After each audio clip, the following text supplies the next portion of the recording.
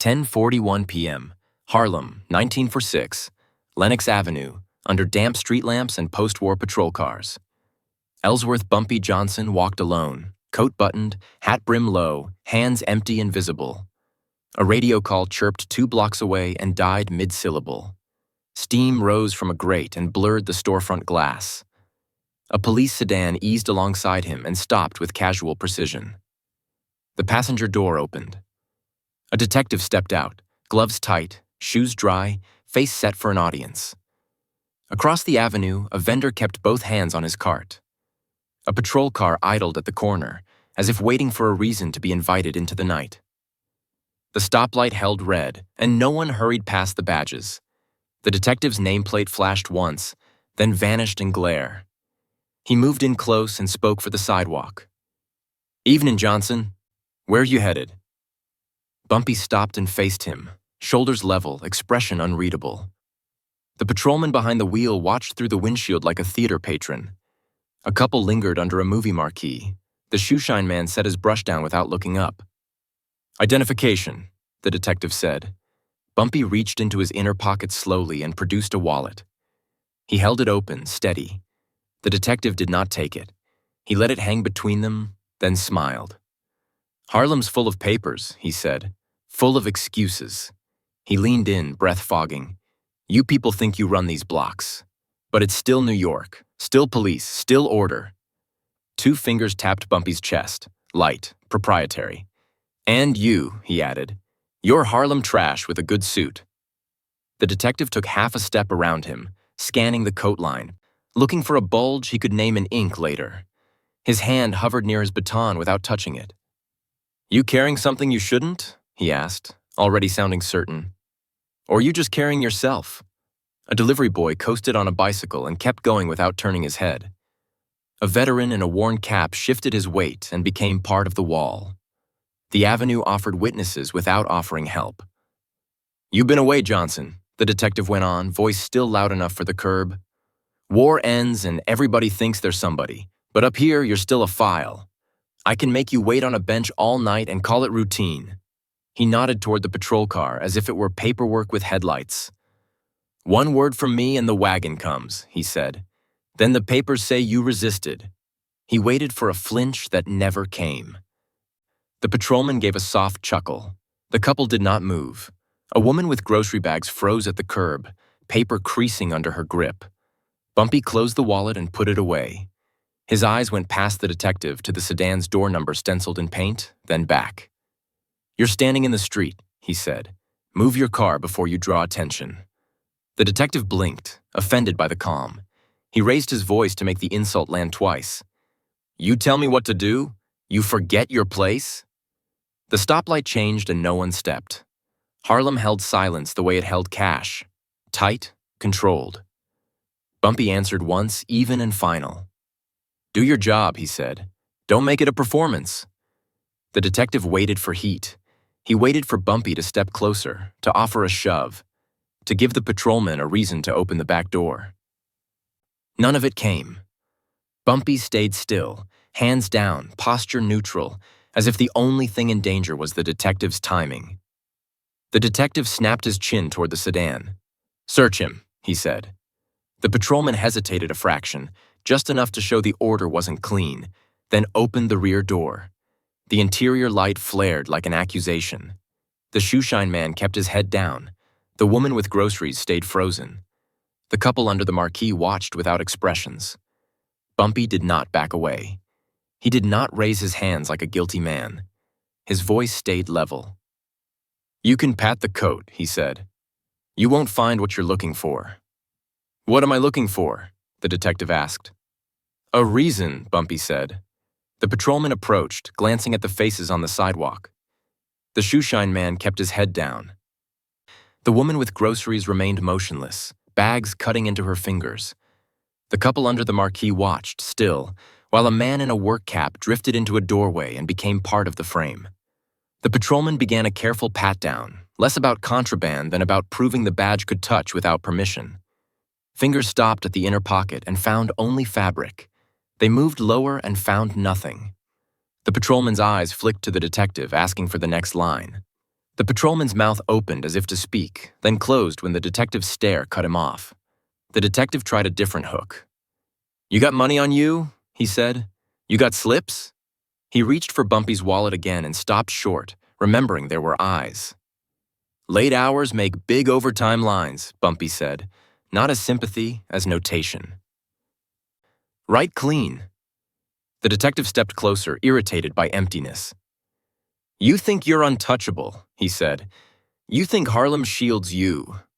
He let the words float for the sidewalk, then added, "A suit don't wash trash."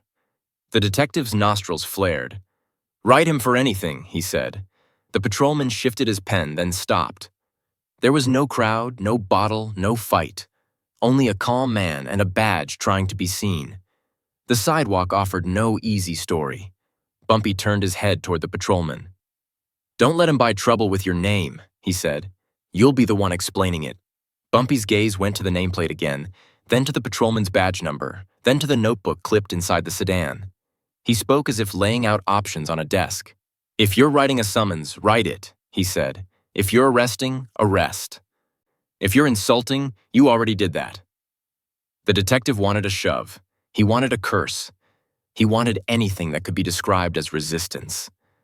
Bumpy gave him none of it, only the refusal to be cast. A streetcar rattled past, windows flashing faces that briefly saw the scene and slid away.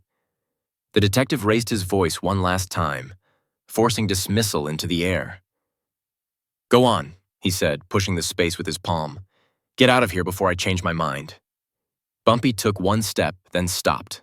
He turned his head slightly, offering a profile that carried no emotion and no challenge. "Your car number is painted too big," he said. "It travels." He let the sentence sit like a stamp, then walked away at the same pace he'd arrived, leaving the patrolman with witnesses and nothing to file but their own conduct. Bumpy turned onto a quieter block where storefronts went dark early and doorways held men who did not introduce themselves. Flash Walker stepped out from a recessed entry, suit neat, eyes scanning the avenue behind Bumpy. He did not ask what happened.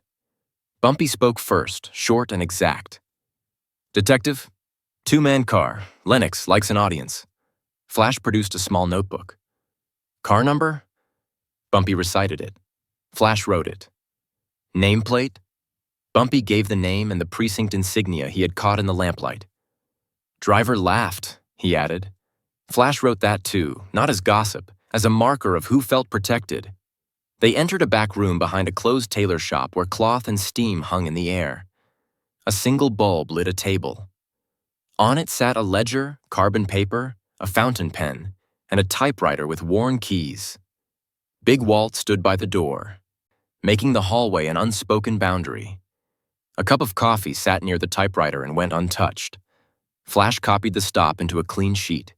Date, hour, avenue, cross street, car number, detective name, patrolman name. Each line tightened the stop into a record. A telephone hung on the wall, and Flash lifted the receiver and asked the operator for a number in Lower Manhattan. "Internal Affairs Bureau," he said, as if ordering a service. An accountant from the policy trade slid forward a thin folder. Tow slips, overtime claims, liquor seizure forms that ended in disposed without signatures. He placed them without explanation and kept his hands flat on the table, like a man presenting evidence to someone who did not tolerate theatrics. Bumpy opened the folder and scanned headings. One form bore the detective's name in a place it did not belong.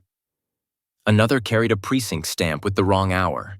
Bumpy spoke like a man arranging shelves. "Match the dates," he said. "Find where his overtime overlaps our raids." Flash's fingers moved faster. The accountant supplied another sheet, complaints from shopkeepers, unsigned, describing shakedowns that never made it to the blotter. Big Walt added a small packet of club receipts with officer signatures on the back, tabs paid in cash. The phone clicked and a voice answered, bored and guarded. Flash did not embellish. "Stops on Lennox," he said. "Unlawful searches, insults with witnesses, car number, forms with dates." He paused, letting the list land. "A file can be delivered tonight." Bumpy placed the overtime claim beside a tow slip with the same date, both stamped, both official, both incompatible. He tapped the contradiction once. No witnesses, he said. Records.